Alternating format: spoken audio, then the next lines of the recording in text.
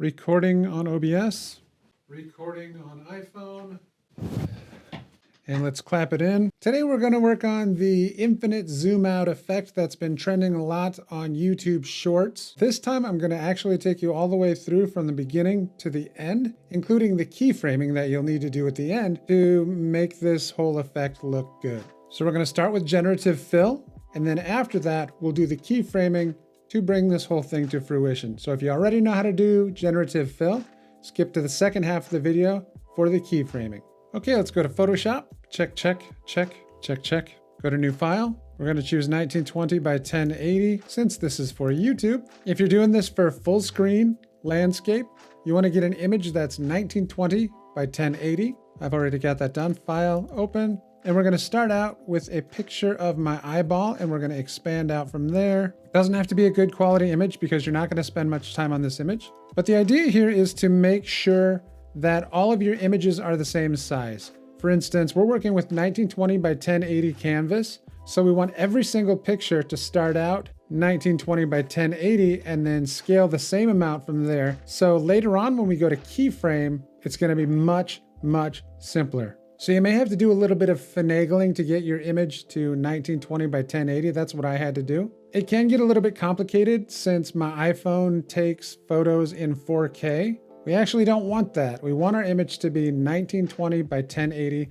so I can fill out the entire canvas for YouTube. So what I actually did is set up my webcam, get really close to my webcam, take a short video, and then export one frame of that video to my hard drive, and then I'm importing that image. So I basically had my eyeball right up in the camera like that. Just make sure your image is 1920 by 1080. We've got the eyeball image. Let's start out with the workflow. So now we've got our 1920 by 1080 image. Just to be on the safe side, let's save another copy of this because we're going to want to order them sequentially, 1 through 10 or however many images you do. But you do have to save each and every image individually. So let's go to File, Export as, PNG. We're going to go Export, Brown, Eye 1. So that's going to be our very first image. And let's move on. So make sure you clicked on your layer. We're going to go to Edit, Transform, Scale. And we're going to do 50% here on the height or the width. So that way it's the same each and every time. So make sure you clicked on your layer, go to Rectangular Marquee Tool, choose the right side with a little bit of the image. Hold Shift, very important, to add to the selection. Hold Shift, keep holding Shift. The top part. Now this whole area here is selected. We're going to click Generative Fill, and we're going to click Generate. Wild. Here's your three choices on the right-hand side, here, here, and here. Oh my. Okay, that's crazy. Let's choose this one. I kind of like this one. It's weird and wild. Click on your variation, your generative fill layer. Hold Shift to add to the selection. Click on your main layer, right click, do merge layers. So now they're all one. So just right away, let's go ahead and go to convert to smart object. That way, if we make it bigger or smaller, you can retain quality. This is our second image, so we're gonna have to make sure we save this. We want to save all of them. File, export as, PNG, export. We're gonna call this one Brown Eye 2. I can't remember if I converted this to smart object or not, so I'm gonna right click and we're gonna go to convert to smart object. Doesn't hurt if you do it more than once on accident. Make sure you're clicked on your layer, go to edit, transform, scale, and we're gonna make that 50, oops. We're gonna make that 50%. Make sure you clicked on your layer, rectangular marquee tool, grab the right side with a little of your image, hold Shift, grab the left side now, and the top and the bottom, click generative fill, click generate. That is wild. Here's your three variations on the right-hand side. This one, so wild. The hands are messed up, but this is just kind of for fun. So the hands are the least messed up on this one. So we're gonna choose this variation here. You've always got three to choose from. Click on your generative fill layer, hold Shift to add to the selection, click on your main layer, right click,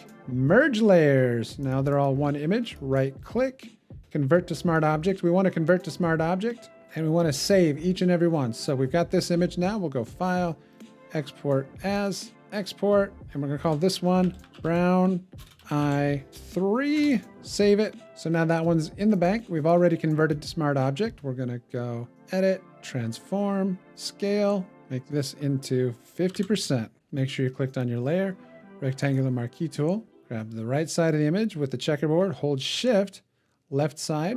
This whole time we're holding shift when we choose all 4 of these. So now you can see the marching ants here are selecting this whole area. Click generate, generative fill, click generate. It's very important that you save each image and convert each image to a smart object so we do not lose quality when we're zooming way out.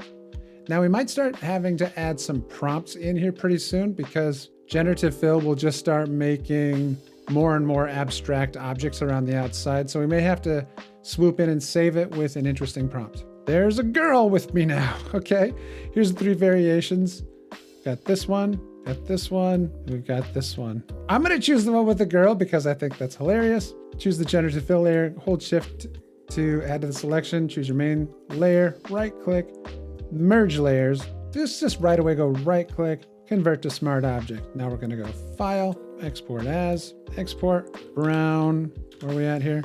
Brown I4. Now we're ready to go for the next one. So same thing as before, edit, transform, scale, 50%. You're clicked on your layer, rectangular marquee tool, right side of the image, hold shift, left side, now the top, and now the bottom.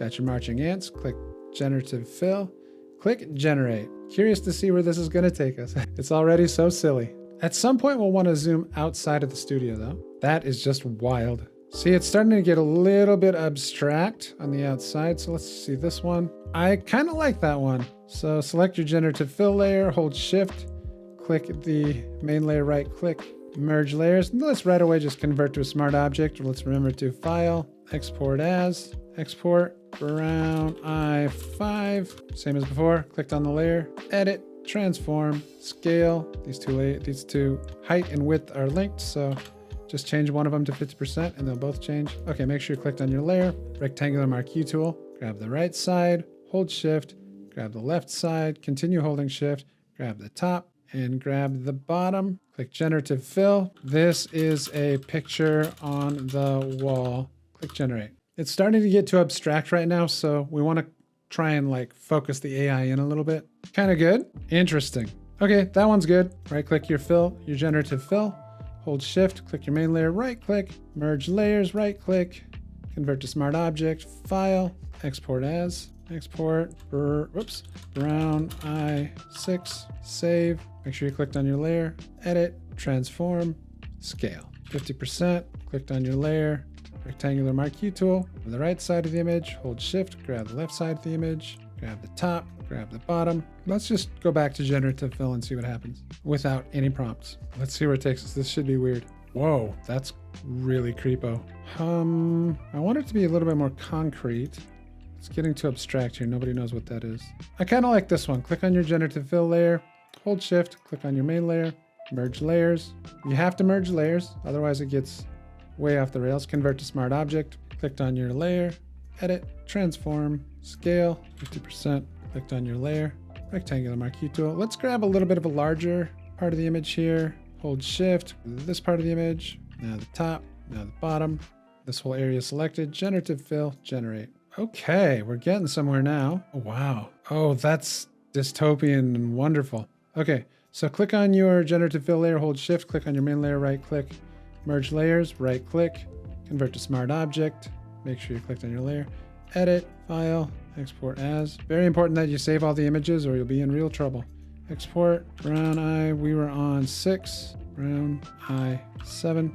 Okay, clicked on your layer, edit, transform, scale, 50%. Clicked on your layer, rectangular marquee tool. Let's make sure I have this whole area selected too. Kind of missed that part. Let's add a prompt this time. Generative fill. We're looking through the window at this painting. Generate. Okay, now we're getting somewhere. Ooh, it almost looks like a TV. This one looks great. Click on your layer, hold shift, click on your other layer, merge layers, right click, convert to smart object. Don't forget to save, file, export as, export, brown I8. Clicked on your layer, edit, transform, scale. We've already got it as a smart object. We'll do 50. Whoops. No. House goes to 5,000. 50%, rectangular marquee tool. Grab the right side, hold shift, grab the left side, keep holding shift. Same for the top, same for the bottom. Generative fill, generate. That's just wild and Van Gogh-y. I messed up. I forgot to grab this little bit here. So let's just grab that to add that to the selection. Generative fill generate. Okay. That's just so wild. I'm going to choose that one. Click your generative fill layer. Hold shift, click the other layer, right click, merge layers, right click, convert to smart object. File, export as brown eye 9, and one final one. Make sure you clicked on your layer, edit, transform, scale. Same as before, 50%. Clicked on your layer, rectangular marquee tool, grab the right side, hold shift, grab the left side, continue holding shift, and this part here, and let's make this a huge one right here. Generative fill, so now it's working with this whole area. This is inside of a tunnel. Let's see how it does with that. Just wild, very wild. Okay, it's gonna be some abrupt changes in the image, but it's fine. So this is our last one, so click your layer, hold shift, merge layers, file, export as brown eye 10. Okay, now we're gonna switch over to Premiere Pro and I'll show you how to keyframe those. Here we go, Premiere Pro. Okay, let's get started with our Premiere Pro project. Open Premiere Pro, new project. I'm gonna call this one Mega Zoom. Of course, it's gonna be 1920 by 1080 since this is a YouTube project. So let's do Control N. Make sure we've got the correct dimensions, 1920 by 1080. Doesn't matter what you name it. So now we're gonna go down here to the project panel, go down here to folders, and we're gonna call this one Rusty Brown Eye Zoom. And we're gonna pull in all of our pictures to this folder just so we can stay very organized. So right click on that folder, do import. So we're gonna click on all of these 1 through 10, click on 1, hold shift, all the way down to 10, we're gonna click open. That's gonna bring everything into this folder right here. And then we're gonna put them on our timeline and scale them. So double click that folder to open it up. Where's our very first image? Here it is right here. All right, so there's a lot of finagling you can do to make this look really good by moving it around, but we're gonna take the very simplest possible route so we can just have a consistent zoom out, all the way to out. So hitting plus to make it bigger on the timeline. So as you can see here, it's a 1920 by 1080, but the first thing we wanna do is scale this up to double its size. So go over here to the video panel, click in 200 at the beginning, and then hit the stopwatch just to the left of scale right here. So now we're at 200. By the time we get to the end of this clip, hit down on the keyboard, then step back 1 frame with this button right here, just to make sure we're on the final frame of the pic. Click on scale, and this time put in 100. So now it's gonna head from 200 all the way to 100. Let's see if that worked. 200 all the way down to 100. By the time it gets to here, that's when the next image will come in. So we've done 200 to 100. Maybe we can make it a little smoother with some temporal interpolation. So right click on that first frame right here represented by the diamond, go ease out, and then right click on the diamond on the right, ease in. So now let's see if it makes it a little bit smoother. Beautiful. Okay, so that's our first one. So now we're gonna put all of the rest of these on the timeline in order. But before we do that, we don't wanna have to do that scaling on every single pic. It's very annoying. So let's save a preset so it's already done for us. And if we do this project again, we can use the same preset again. So we've got our scaling and our positioning done here. So we're going to click on motion. We're gonna go right click. We're gonna hit save preset. Now we'll call this one 200 zoom. So now that one's done. So now all we have to do is put our pictures on the timeline in order. So this was brown eye 1, next is brown eye 2. Pull that right next to it. Click in this little space in between, right click, ripple delete.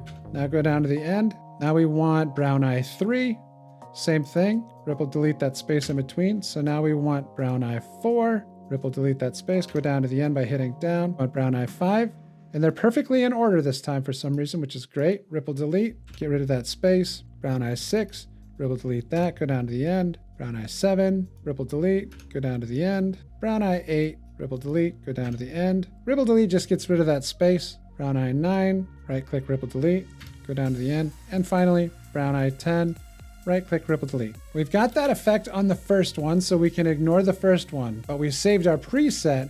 So now all we have to do is take our preset and place that on all the rest of our layers, and we should have a pretty good looking zoom effect. It's not going to be pretty, but it'll be effective. So we're going to hit the minus key to make everything a little bit smaller. As you can see there in our first pic right here, that one has the keyframe on it done already. So let's highlight all the rest of our clips. So all of them except for that first one, which already has its keyframe. Go over here to Effects, wherever your effects window is. Go down here to Presets, and this is the preset we just made called 200 Zoom.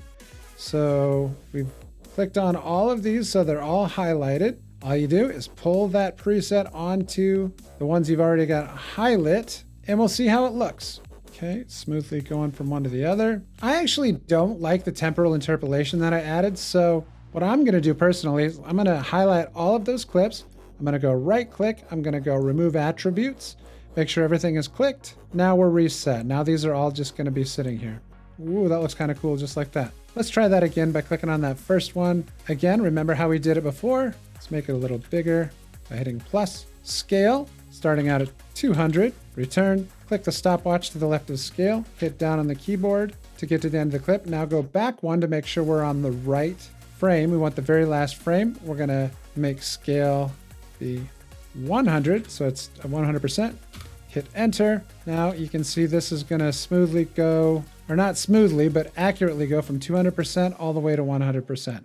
Same thing as before. We're going to save that preset. Right click, we're gonna go smooth, smoother 200. We'll call it that. Let's get rid of this other preset that we just made by deleting it. Get that preset ready. Okay, so this one already has the correct attributes. Hit minus, highlight all the rest of these. Whoops, there we go. They're all highlighted now. If you want to find the preset that you just made, you can always type it into the effects panel, smoother 200, and just simply pull that onto the other ones. And let's see what we've got.